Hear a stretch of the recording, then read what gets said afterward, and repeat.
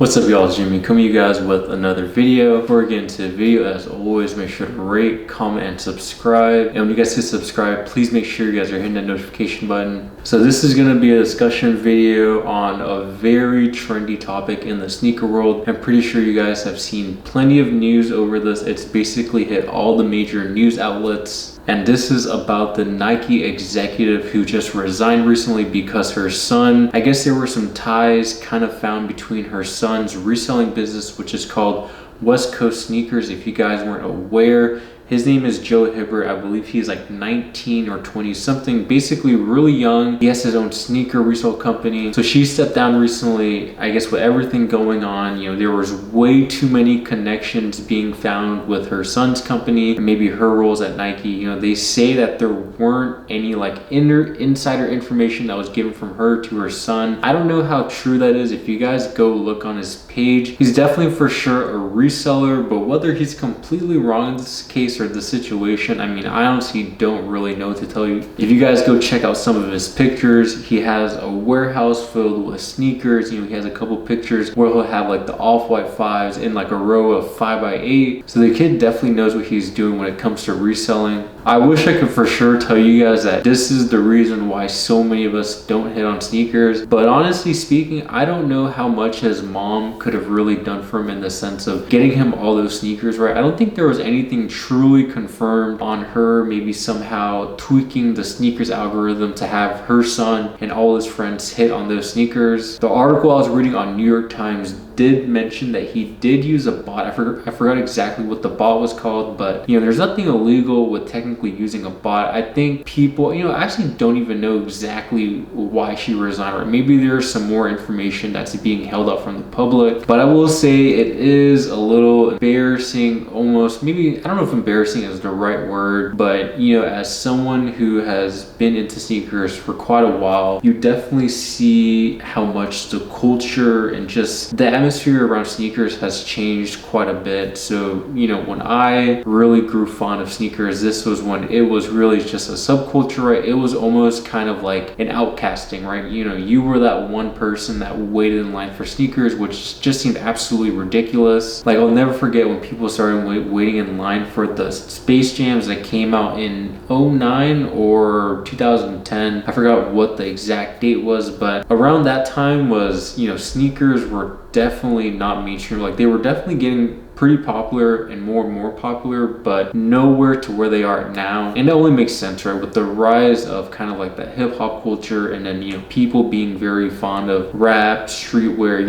it was only right that sneakers came along up with it. But with that being said, right, more demand equals more hype, and with more hype and more demand means more money. I'm not gonna lie to you guys, if there's money to be made, someone's gonna try to make that money, right? Someone's gonna try to eat all the profits for themselves. Like, we don't live in this like perfect utopian world where everyone is able to log on to sneakers at 9 a.m. and get the shoes they want. And although, yes, straying away from the main fact that basically there is this 19-year-old that has 40 pairs of off-white fives and his mom is a Nike exec, that's an issue in itself, right? I don't even know how this 19-year-old managed to afford 40 pairs of off-white fives and basically a whole warehouse with sneakers. Yeah, he managed to build it up himself, right? Like, I'm pretty sure he didn't have his mom storing all those shoes, buying all those shoes, but at the end of the day, his initial resource definitely came from somewhere. As for most of us, that's very true, but in this case, I don't think most people have the helping hand of warehouse full of shoes. And this was also very prevalent on the Trivia Room ones that came out about a month ago. I think it was about almost exactly a month ago, but those came out and that was an absolute flop. I believe stock on those shoes were about 12,000 pairs. If I can remember correctly, it was either 10,000 pairs that were backdoored and 2,000 pairs that were released to the public, or vice versa. So it honestly might have been 2,000 pairs that were backdoored and 10,000 released to the public. But if you guys can imagine, that's a big percentage if your stock is only 12,000 and then the public is basically millions. So clearly there's a lot of shady stuff going on behind the scenes. That's really nothing new. I think now that things are coming out to light, I think as an average consumer,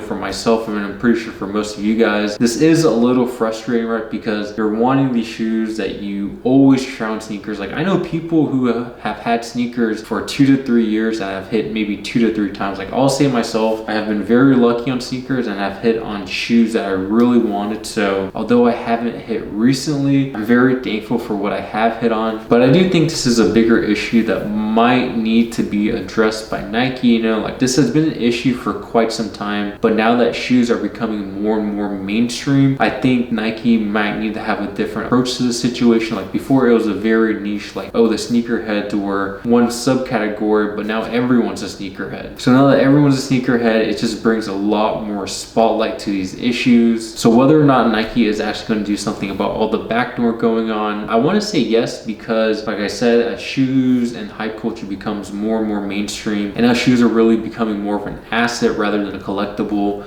I think Nike will start taking these, I guess, precautions to make sure that, you know, basically everyone's assets are quote unquote protected. And it's very long-term thinking, right? Like, do I think Nike will do anything right at this moment? No, probably not. Like, I'll probably log on to sneakers this Saturday at 9 for whatever shoe that's coming out and take my L. But let me know in the comments what you guys think about the whole situation going on. Do you guys think that kid is wrong? I know a lot of people are saying, you know, most of you couldn't have even done that with his connections. You know, he built that himself, which, you know, like, I can't discredit him for building his own resale sneaker company, but I think that's kind of ignorant to say that, you know, people can't be upset that you have this kid whose mom is a very high up Nike exec and could be very potentially funneling him all these information, all these potential backdoors to get these shoes. And that is my take on the situation. This has been blown up by major news outlets, smaller news outlets, sneaker news, basically anywhere you can get the news, this has been talked about. But wanted to give you guys my quick little discussion video, my opinion on this topic. And again, I am interested in what you guys have to say, so let me know. And it's gonna wrap up the video, and until next time, I'll catch you guys later. Peace.